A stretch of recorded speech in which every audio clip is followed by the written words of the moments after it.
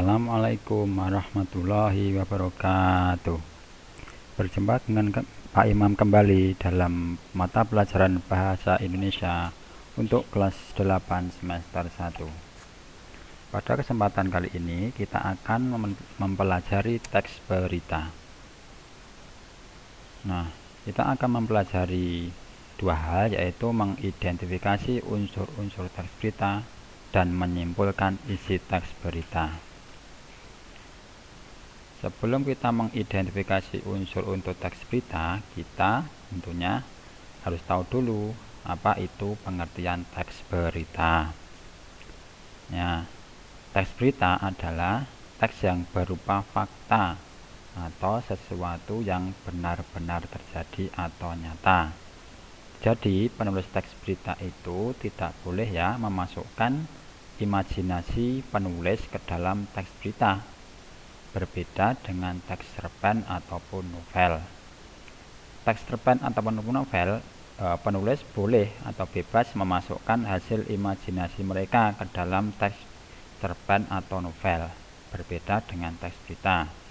Kalau teks berita itu harus benar, hal yang nyata atau hal yang benar-benar terjadi, jadi berupa fakta. Terus bisa kita ambil kesimpulan, yaitu pengertiannya, yaitu teks berita adalah teks yang isinya mengenai hal yang terjadi di dunia ini yang berupa fakta dan ditulis di media cetak, disiarkan di radio, ditayangkan di televisi, atau diunggah di situs internet. Nah, itulah pengertian teks berita. Nah, sebagai sebuah teks berita tentunya mempunyai ciri-ciri, yaitu yang pertama ada faktual, yang kedua aktual, yang ketiga seimbang, yang keempat menarik, yang kelima jelas dan mudah dipahami, yang keenam lengkap, dan yang ke-7 sistematis. Kita akan membahas satu persatu ciri-ciri teks berita. Yang pertama tadi apa? Faktual. Faktual pengertiannya apa? Yaitu berdasarkan fakta atau hal-hal yang nyata atau benar-benar terjadi. Yang kedua adalah aktual. Aktual adalah bersifat kekinian atau yang sedang terjadi atau yang baru saja terjadi atau baru ya. Jadi kalaupun berita itu berisi tentang peristiwa yang setahun lalu atau 5 tahun lalu atau 10 tahun yang lalu, itu bukan merupakan berita, kecuali kalau ada fakta-fakta yang penting yang perlu disampaikan lagi ke masyarakat. Yang ketiga adalah seimbang. Apa itu seimbang? Yaitu tidak memihak salah satu pihak. Jadi seimbang itu atau berita itu tidak boleh condong ke salah satu pihak, jadi harus netral, harus berada di tengah-tengah. Nah, yang keempat ada menarik. Menarik minat pembaca. Bisa menarik tulisannya atau penyajian beritanya, bisa menarik isinya. Penting menarik minat pembaca. Yang kelima, jelas dan mudah dipahami. Berita harus menggunakan kalimat yang lugas, yang jelas dan mudah dipahami oleh pembaca. Yang keenam ada lengkap, yaitu lengkap unsur-unsurnya. Berita yang baik adalah berita yang lengkap unsur-unsurnya, yaitu adik Simba yang akan kita bahas nanti. Yang ketujuh adalah sistematis. Sistematis adalah berurutan sesuai strukturnya. Jadi dalam berita itu paragraf pertama itu bagian hal-hal yang penting, hal yang terpenting di dalam berita. Yang kedua adalah hal yang penting.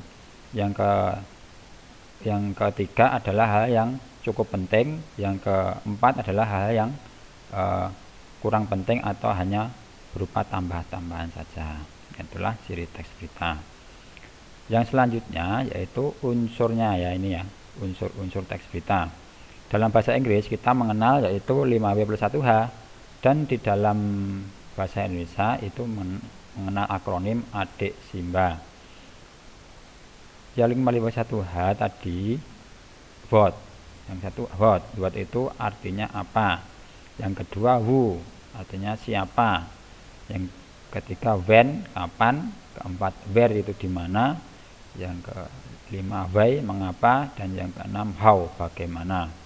Untuk adik Simba itu A, apa. D, di mana. K, kapan. Siapa. M, mengapa. Dan banyak bagaimana. Nah, ini unsur-unsur teksnya. A, apa yang terjadi. Apa peristiwa yang terjadi.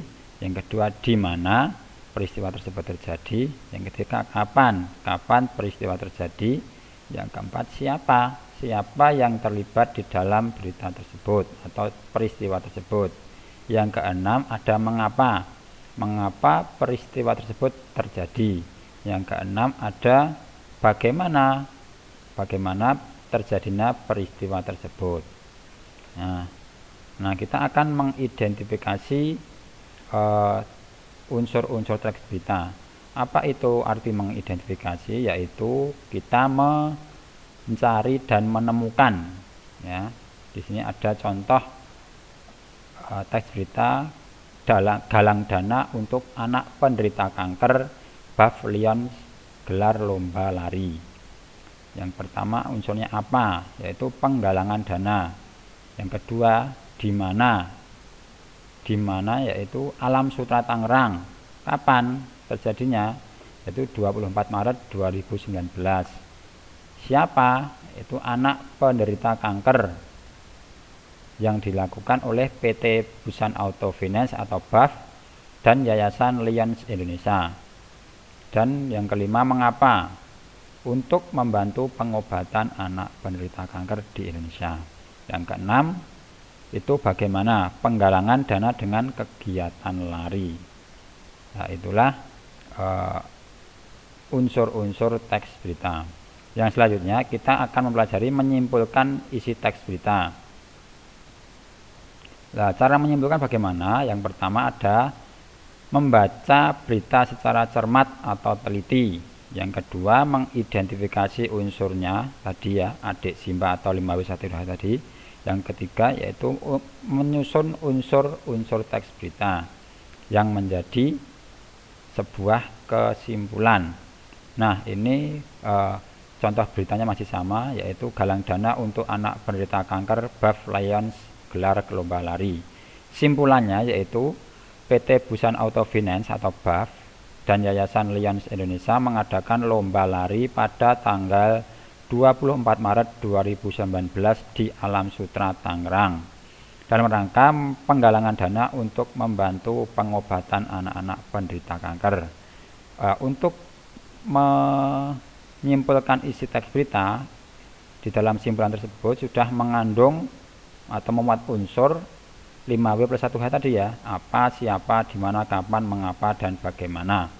Berbeda dengan kalau kita menyimpulkan misalnya contoh teks persuasi ya, kita menemukan unsur atau pokok-pokoknya per paragraf dulu ya, menyusunnya kembali menjadi salah satu paragraf, menjadi satu paragraf lagi, yaitu kalau kalau menyusun atau menyimpulkan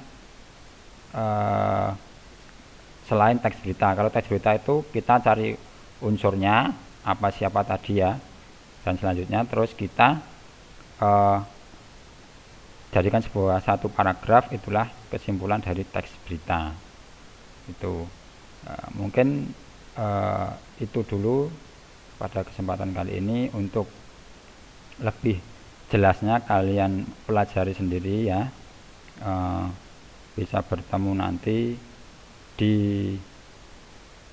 pelajaran atau video daring yang akan datang.